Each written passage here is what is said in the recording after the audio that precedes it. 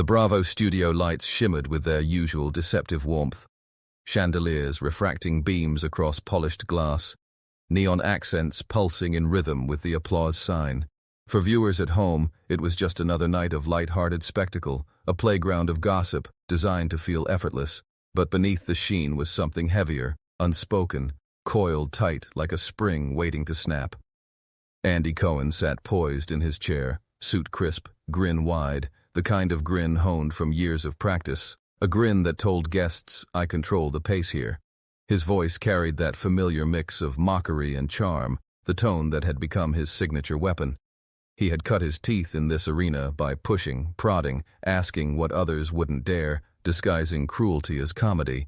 Tonight would be no different. At least, that's what he believed. Across from him sat Kim Kardashian, the empire builder, the woman who had been called everything from a business genius to a punchline, often in the same breath. Her dress, midnight black, sculpted with clean lines, contrasted sharply with her stillness. She didn't fidget, she didn't perform, she simply sat, composed, her gaze anchored not on the cameras or the audience, but directly on Cohen. Andy leaned forward, voice dripping with calculated amusement. "Kim, you've built businesses, studied law, freed people from prison. But let's be real. Do you ever feel like people only take you seriously when you're, well, underdressed?" The audience chuckled, a reflex trained from years of watching him poke and jab.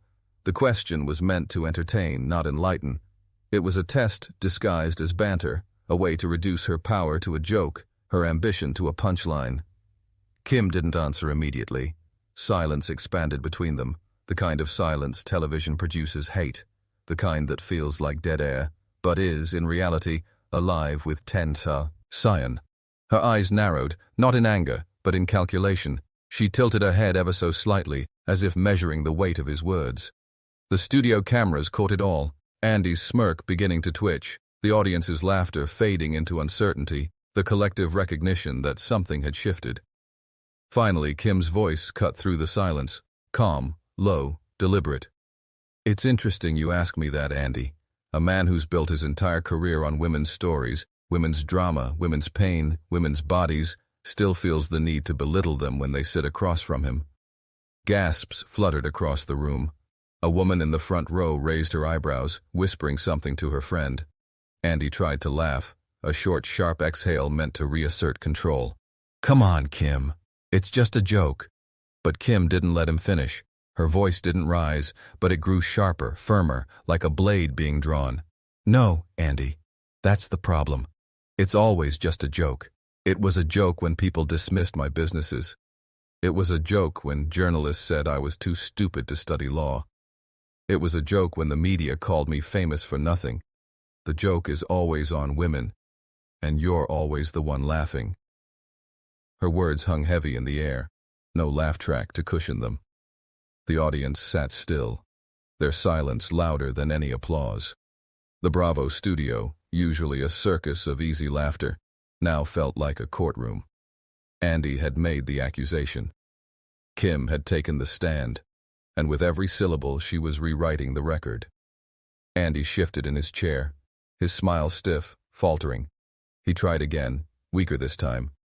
"You know I love you, Kim. I've supported you for years. People they want to hear the real stuff, not the polished version." Kim leaned forward, eyes steady, voice unwavering. "The real stuff? The real stuff is this. I've built billion-dollar businesses. I've helped free people serving life sentences. I've studied law so I can do more than talk about change. I can create it. And yet, you want to reduce me to a dress. Tell me, Andy, why is that the only story you think people deserve?" The audience erupted, not in laughter but in applause, the rare kind that breaks through on live TV, raw and unscripted. Andy forced a grin, clapped his hands together as if to embrace the energy, but his eyes betrayed him. He wasn't in control anymore. In that moment, Kim had flipped the script. She wasn't the punchline, she was the prosecutor. Andy Cohen, for years the judge and jury of late-night gossip, now looked like the defendant. And as the cameras zoomed in on Kim's composed face, America leaned closer to its screens, realizing they weren't watching a talk show at all. They were witnessing a trial, one about dignity, sexism, and the power to seize the narrative. The case had only just begun. Andy Cohen had played this game 1,000 times. His weapon wasn't anger or confrontation. It was the sly smirk, the perfectly timed question, the ability to take a star's most vulnerable truth and twist it into late-night entertainment. He didn't need to shout, he didn't even need to press, he only needed to plant the seed of mockery and let the cameras water it until it bloomed into viral television. Tonight, he thought, would be no different. The cards were stacked in his favor, his studio, his audience, his rhythm. Kim Kardashian was just another guest in the chair across from him, another celebrity to poke and prod until the facade cracked. Andy leaned back, lacing his fingers together, a look of faux curiosity spreading across his face. Kim, you've got law school, reform work, all these businesses, but do you ever feel like the world only notices you when you're... He paused, letting the silence dangle like bait. Wearing something scandalous? The audience burst into laughter, the reflex they had been trained to deliver, a laugh track of living bodies validating his smirk. Andy basked in it. This was his sweet spot, framing a question as if it were harmless banter, when in reality it carried the sting of decades of cultural belittlement. He thought he had landed it. Kim's lips parted slightly, but no smile came. The laughter faded quicker than usual, dying in the corners of the room. She didn't return the smirk. She didn't even shift in her chair. She simply held his gaze, steady, unblinking. Andy cleared his throat, leaning forward again, trying to pile on before silence could expose him.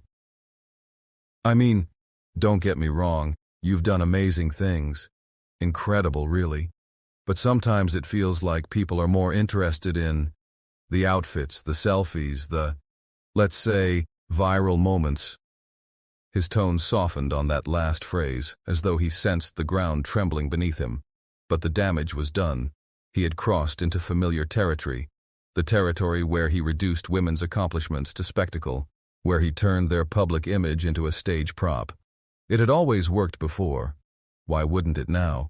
A nervous laugh trickled out of his mouth, as if to soften the blow. Hey, you know me. I'm just teasing. You can take a joke, right?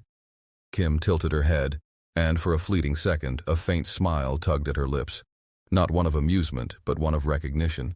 She knew this script. She had lived it for years, and she knew exactly what to do with it.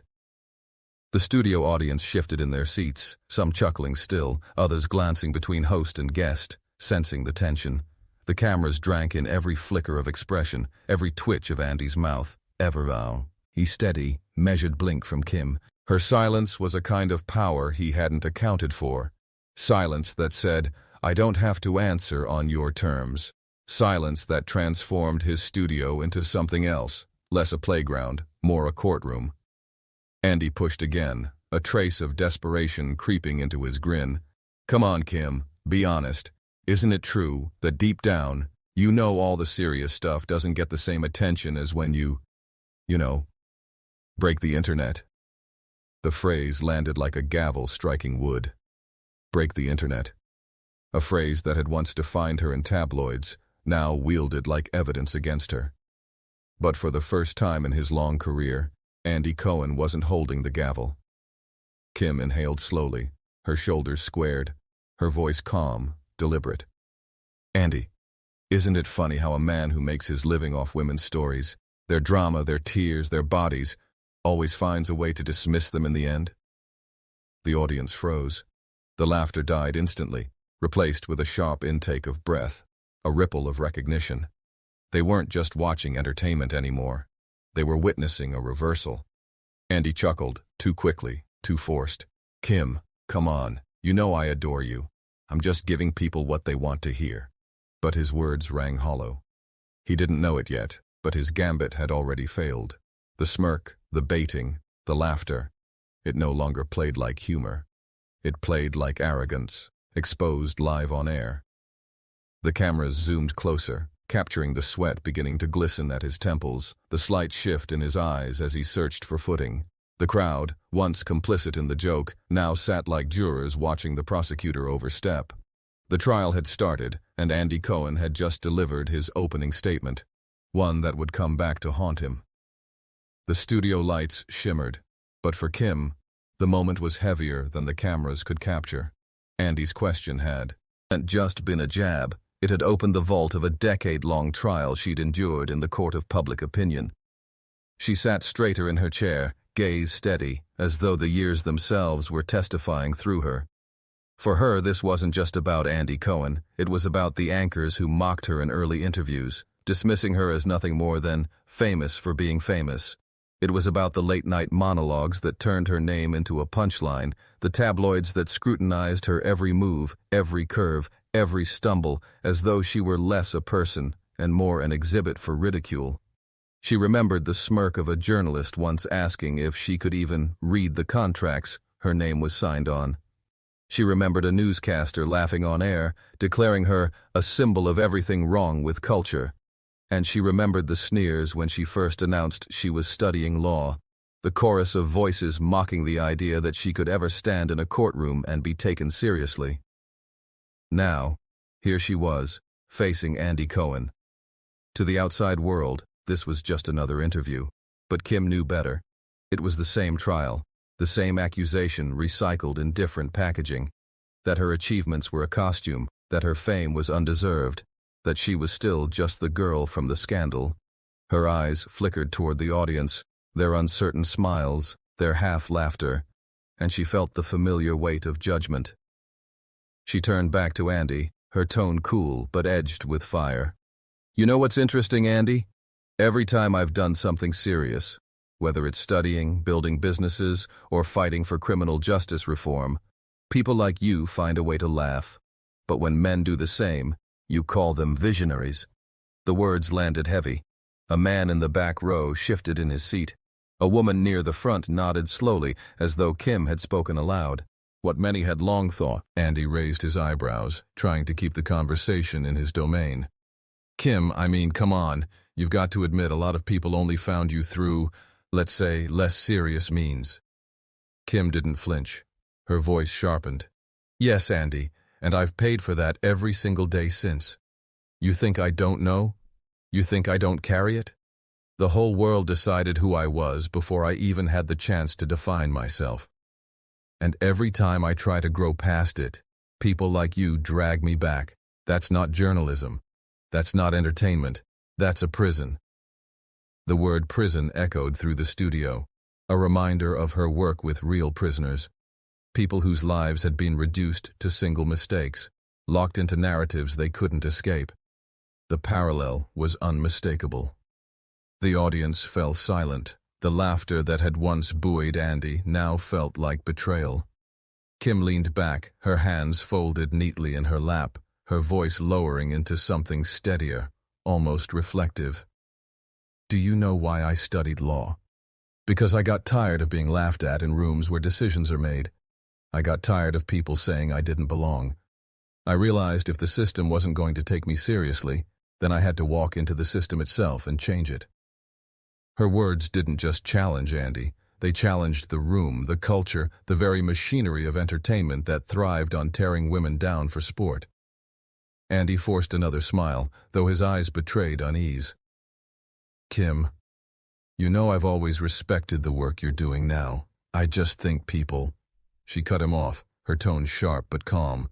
"You think people only want to see the caricature, but people are smarter than you give them credit for. They've watched me for years, Andy. They've seen the ridicule, the mistakes, the growth. They know the difference between who I was and who I am. You're the one who can't let go." The statement is both indictment and liberation. She wasn't just defending herself. She was defending every woman who had ever been reduced to a headline, a stereotype, a punchline. The cameras captured Andy swallowing hard, his usual rhythm faltering. For once, he looked less like a confident host and more like a man realizing the witness he'd called had turned into the prosecutor. The studio audience remained hushed, every eye locked on Kim. The trial was no longer hypothetical. It was happening live, and everyone in that room, Andy, the viewers, the entire culture, had just been summoned as witnesses. Kim Kardashian had carried the weight of history into that chair. Tonight, she was putting it on the record. The air inside the studio had thickened. What began as playful banter had calcified into something else, something more solemn, as though every word now carried the gravity of sworn testimony. Andy Cohen leaned forward, trying to recapture his footing, but the rhythm he relied on had slipped through his fingers. Kim sat across from him, perfectly composed, her silence as loud as the gasps that still lingered from her last retort. For a moment, Andy thought he could charm his way out, the way he always had. He forced his grin wider, his tone more exaggerated. "Kim, come on, don't take it so seriously. You know I love to tease. That's what makes this show fun." Kim didn't blink. Her stillness was disarming, like a cross-examiner waiting for a witness to stumble deeper into contradiction. And then, with deliberate calm, she struck. "It's interesting," she said, her voice cutting through the studio like a scalpel, "that a man whose career depends entirely on women's stories, their drama, their pain, their private lives, still feels the need to belittle them once they're in the chair across from him." The room froze. A few audience members gasped audibly. A cameraman instinct. Ivory tightened his zoom on her face, capturing the sharp focus in her eyes. Kim didn't flinch. She wasn't raising her voice, wasn't performing outrage. She was delivering facts. Andy chuckled nervously, shifting in his seat. "Kim, But she cut across him, steady and unwavering. "You don't have to admit it, Andy. Everyone can see it. The irony is right here in front of us. You've built a kingdom off the backs of women. Housewives, reality stars, me included. You profit from the chaos, but when those same women want to be respected, you laugh. You call it a joke. Isn't that convenient?" The audience murmured, their silence giving way to whispered agreement. Andy's shoulders tightened. He tried to keep his grin, but it wavered. Kim leaned slightly forward now, her hands clasped elegantly in her lap, her posture radiating control. "Do you know what the difference is between you and me, Andy? You take women's stories and twist them into punchlines. I take mine and build empires. You sell humiliation. I turn it into legacy." Her words echoed like a verdict. Each sentence felt measured, deliberate, a deposition laid into the record of live television. Andy attempted a laugh, thin and brittle. "That's a pretty harsh way to put it." Kim didn't soften. "No, Andy, that's the honest way to put it. And maybe the problem is that honesty feels harsh to you because you're not used to being on the receiving end of it." The audience stirred, the tension no longer one-sided. For years they had laughed with Andy, but now they found themselves shifting in their seats, sensing the balance of power tip toward Kim. Andy tried again, fumbling for footing. "Look, people tune in because they love to see the lighter side. They love the shade, the fun." Kim raised an eyebrow. "Shade? Fun? You mean women being torn apart while you sit comfortably in the host's chair, insulated from the judgment you dish out? Tell me, Andy, how often do you put men through this? How often do you frame their work as a joke?" He didn't answer. He couldn't. The silence stretched, exposed, and what everyone already knew. The double standard wasn't an accident. It was the foundation. Kim let the pause breathe before she continued, her tone sharper now, almost surgical. "The truth is, you didn't invite me here to talk about reform, or law, or businesses. You invited me here to remind your audience of the caricature you think I should be. But that caricature doesn't exist anymore. I killed it. And you're just upset you can't bring it back." The words landed with the force of a gavel strike. Andy's grin vanished completely for the first time that night. His lips pressed together, his fingers fidgeting against his cue cards. The man who once controlled the tempo of every interview now looked like a defendant fumbling through cross-examination. The crowd erupted into applause. Not the polite kind, but the visceral kind, the kind that rises when people witness truth spoken plainly. Some clapped with wide eyes, others nodded with conviction. The studio had shifted. The audience, once Andy's safety net, was now leaning toward Kim. Andy cleared his throat, forcing a tight smile. "You've made your point." Kim leaned back, the faintest smile curving her lips. "No, Andy. I've only just begun." The cameras caught everything. His discomfort, her poise, the palpable electricity in the room. What was supposed to be a late-night sideshow had transformed into a tribunal. Kim Kardashian had issued her first strike, and it had landed squarely in the heart of Andy Cohen's empire. And though the interview still had many minutes left to run, the audience already sensed it. The trial was no longer about Kim proving her worth. It was about Andy Cohen justifying his. The studio sat suspended in that rare kind of silence television usually edits away. It was the silence that follows a blow no one saw coming, the silence that makes every shuffle of a shoe, every cough, every breath, suddenly deafening. Andy Cohen shifted in his seat, forcing a grin as though nothing had changed, but the energy in the room betrayed him. The audience wasn't laughing anymore. They weren't even smiling. Their eyes darted between host and guest like jurors in a courtroom, weighing credibility, registering guilt, deciding whom to believe. A woman in the front row whispered under her breath, "She's right." Another crossed her arms, her expression hardening into something like judgment. The cameras didn't catch it, but Kim noticed. Her years of living under public scrutiny had sharpened her senses. She knew when a crowd turned, when laughter became unease, when complicity gave way to recognition. And it was happening now. Andy cleared his throat, desperate to reclaim the tempo. "So Kim, tell us, what's the most fun part of studying law? I mean, do you really read those big heavy books? Or is it just more photo ops?" The line fell flat. Not a chuckle. Not even polite laughter. It was the sound of a prosecutor repeating the same tired accusation, only to find the jury unmoved. Kim tilted her head, almost amused.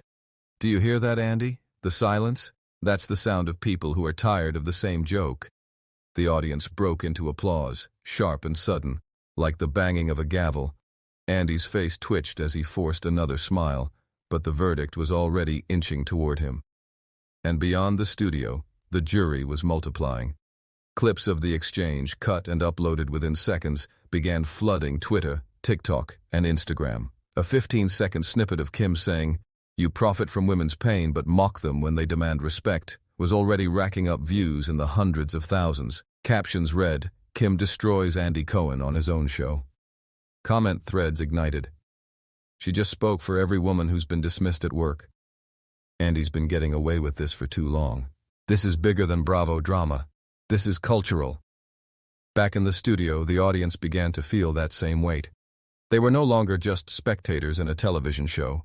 They were participants in a cultural trial, their reactions broadcast live, their silence and applause shaping the narrative in real time. A man near the aisle leaned forward, whispering to his partner, "He looks nervous. He's never nervous." And Andy did look nervous.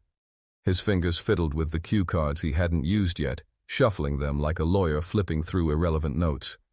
His eyes flickered to the audience, searching for validation, but found none. Kim noticed too.